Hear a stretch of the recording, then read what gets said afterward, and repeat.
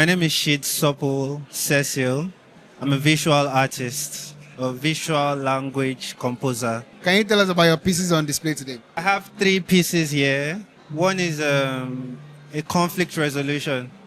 It's the general fight that always has to happen between the mind and the heart, where there is a blind passion. Your heart always has a blind passion to act based on how you feel emotionally, and then mind is always the one that is in charge of calculative decisions and everything. So I created a character and split it into 2 different persons who were playing chess with each other. The one is blindfolded, so that's supposed to represent the heart. That's supposed to represent the losing yourself with passion, and that has a gun in front of him because he could do something brash, while the second one is more calculated and he has a gun hidden, and they both have vices. You will see cigarette for the mind because the mind needs to relax when it gets overwhelmed by ideas, while you have pills and ecstasy and the rest of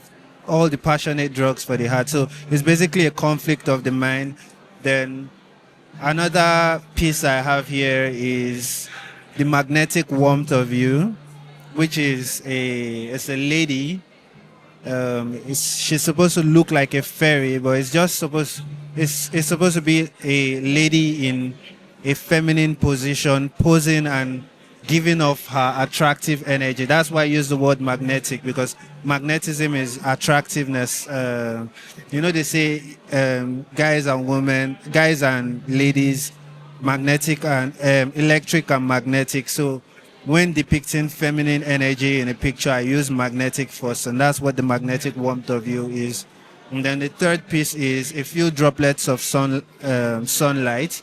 It's a guy riding a bicycle across an alley, and there's trees around, and the shades from the trees are allowing just a few droplets of sun to show on the ground surrounding. So it's like a moment everybody experiences, because you're always going somewhere and there's always some shade blocking the sun from hitting some parts and allowing the sun to hit some parts, but nobody ever really pauses to take that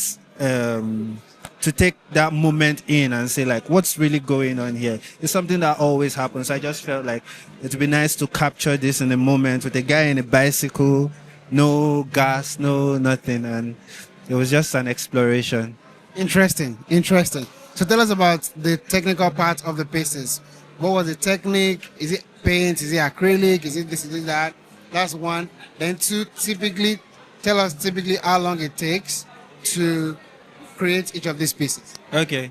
So the technical part of the pieces are, it's basically oil paint.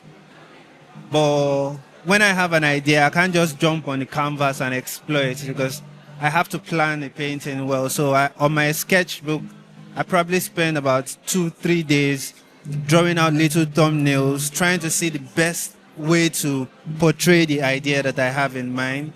And then when I try out some samples and decide, okay, this is the idea that brings out my emotions, or the emotions I want the audience to feel. When I decide which one works the best, then I take them and create little color notes. So the color notes help me decide which colors help, because the first thumbnail sketches were supposed to help me get the right shapes. I can't have a picture that wants to be emotionally pleasing and fill it up with sharp angles, those kind of. So pick out the visual language, the way I want to communicate the emotion. Apart from the people in it, I want people to feel certain ways, and there are ways that shapes help to portray this thing. So after getting the shapes right, I get the colors right. So when I feel like I have a clearer picture on what I want people to see, I now go and put it on the canvas. This is the basic process for all my paintings. How long does that typically take? Typically, it takes me about a week to do a proper artwork, from ideation to thumbnail sketches to color notes, and then making the real. But the real painting is a day.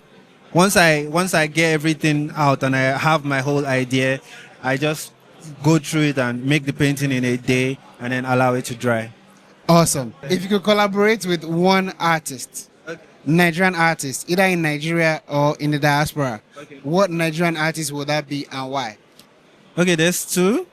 There's Quadri. I think he has like a short form. He's a digital artist. I like his work because he does the planning properly as well. And then there is a traditional artist, Ayogu Kingsley. He exhibited recently. He has pieces that when I see them, I can tell that, okay, there's some planning process behind this. So if I was to work with someone, like if I was to work with any of these two guys, we'll be able to discuss ideas without anybody impulsively just getting into the canvas. Like we'll be able to have like a clear picture of what we want to do. And I'm sure there will be more control over how the outcome comes out. That's why I picked these two people. What is one lesson you've learned over your creative journey? I've learned a lot of lessons. Okay. Because this is basically what my whole art career is around. I think art is the language of the unconscious mind. It is how we communicate emotions. Because the way we communicate normally, linear languages, it contains words, symbols, and is semantics and everything. They are used for communicating precise information. But all of our communication as human beings is more than just precise information. We need to communicate emotions. We need to communicate things that you can't just write down linearly. So the best way to do that level of communication is with visual arts. Sometimes you can do it with linear language too, but you have to convert the linear language to visual arts in terms of like poetry with figures of speech and the rest of it. So art is the language of the unconscious mind. It is how you communicate an idea into somebody's head without having to write it down on paper.